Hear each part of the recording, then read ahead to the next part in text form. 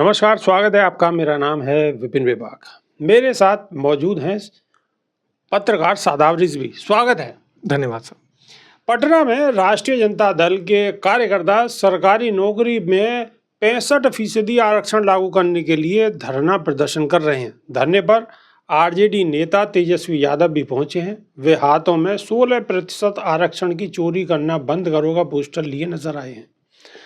उन्होंने धरने में संबोधन के दौरान कहा है कि महागठबंधन सरकार में जाति गणना हुई, इसके बाद आरक्षण का दायरा बढ़ाया गया। उन्होंने कहा कि हमने 16% आरक्षण बढ़ाया था, जिससे कुल 65% आरक्षण हो गया था।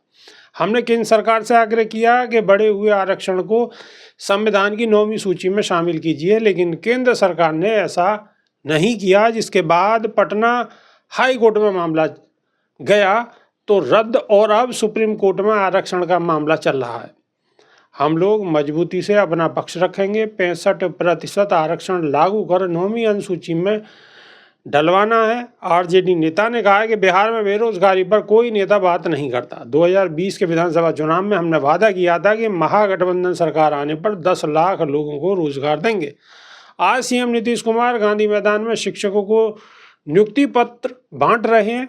वो 2020 में मेरे घोषणा के बाद बोले थे कि लाखों रोजगार के लिए पैसे अपने बाप के यहाँ से लाएगा क्या।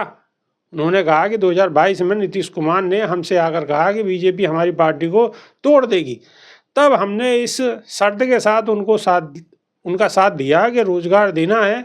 महागठबंधन सरकार बनते ही हमने लाखों लोगों को रोजगार दिए। तेजस्वी यादव ने आगे कहा कि सीएम नीतीश अब अचेत अवस्था में चले गए हैं।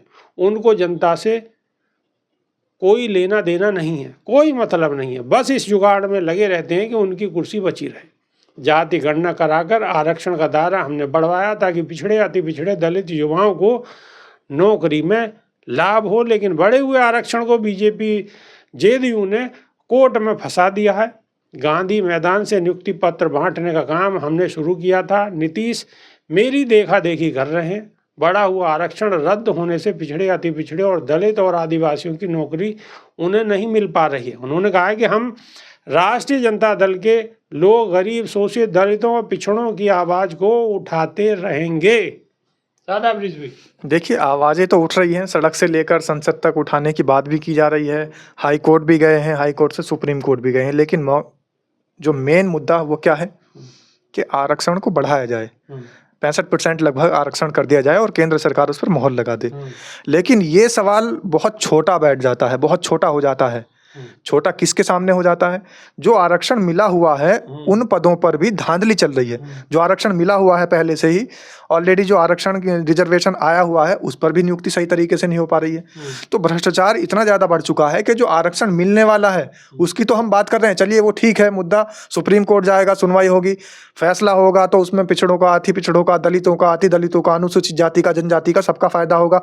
लेकिन जो आरक्षण ऑलरेडी मिला हुआ है, उत्तर प्रदेश के अंदर क्या हुआ, हाल ही की घटना है, 69,000 शिक्षकों की भर्ती थी, उसमें जो आरक्षण था 16,000 शिक्षकों को, ऐसे शिक्षकों को भर्ती करना था जो आरक्षण के तहत आते थे, जिसके अंदर पिछड़े थे, अनुसूचित जाति के थे और जनजाति के लोग थे। लेकिन हुआ क्या, 2600 कुछ लोगों को सिर्फ उसमें चयनित प्रक्रिया में चयन किया गया, जो चयनित प्रक्रिया थी। बाकी के जो और लोग थे 15,000 के लगभग, 15,500 के लगभग, वो अनारक्षित लोगों को, जिनको आरक्षण नहीं प्राप्त था, ऐसे लोगों को उसमें चयन कर दिया गया। तो कितनी साफ तौर पर धांधली है। अब उसमें हाई कोर्ट का दरवाजा खटखटाया जाएगा, सुप्रीम कोर्ट का दरवाजा खटखटाया जाएगा और सदन में बात चलेगी, सड़कों पर बात चलेगी, लेकिन ये बात चलती रहेगी। शादाब रिजवी, एक सवाल और मेरे दिमाग में आया, वो सवाल मैं आपसे पूछ लेता हूँ। सवाल ये है कि राहुल गांधी बिहार गए थे और बिहार पहुँचने पर उन्होंने कहा था कि जो जाति जनगणना हुई है वो गलत है। अगर हमारी सरकार बनी और हम सत्ता में आए तो ये जाति जनगणना उसे कैंसिल करवाएंगे और नई जाति जनगणना करवाएंगे। ये जनगणना कुछ नहीं है, ये बिल्कुल फर्जी है। बिल्कुल सही कहा था राहुल गांधी ने, क्योंकि जिस तरीके से एक उत्तर प्रदेश के अंदर जातीय जनगणना का विरोध हो रहा है, ऐसे बिहार में भी हो रहा था, पूरे देश के अंदर विरोध हो रहा है। और विरोध करने वाले कौन है? भारतीय जनता पार्टी के लोग हैं। तो इन लोगों ने जो चुनाव को भुनाने के लिए एक तरीके से जातीय जनगणना का एक मखौल बना दिया।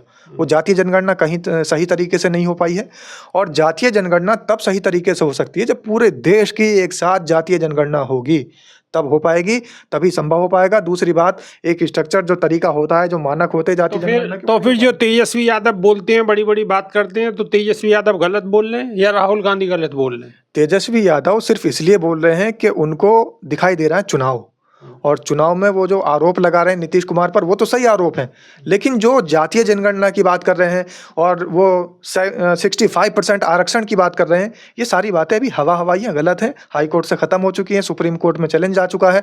लेकिन मेरा मानना ये है कि इस 65% आरक्षण की मांग से ज़्यादा ज़रूरी यह है कि जिन लोगों को आरक्षण मिला हुआ है, जो आरक्षण प्राप्त लोग हैं, आप ये देखें कि उनको क्या नौकरियां मिल रही है, क्या चयन प्रक्रिया में उनके साथ धांधली नहीं हो रही है, ये देखना बहुत जरूरी है। बिल्कुल शादाब रिजवी का बिल्कुल सीधा सीधा स्पष्ट कहना है कि 65 या 75 उससे कोई फर्क पड़ने वाला नहीं है, जो मिल रही है वो क्या पूरी मिल रही है, सबसे पहली बात तो ये है, आगे की बात तो बाद में होगी। शादाब रिजवी गलत तो नहीं कह रहा मैं? बिल्कुल बिल्कुल, जो चीज़ मिली हुई है, जो हमारा अधिकार है, वो अधिकार ही नहीं मिल पा रहा है, और हम कह रहे हैं अधिकार को बढ़ाने की बात कर रहे हैं।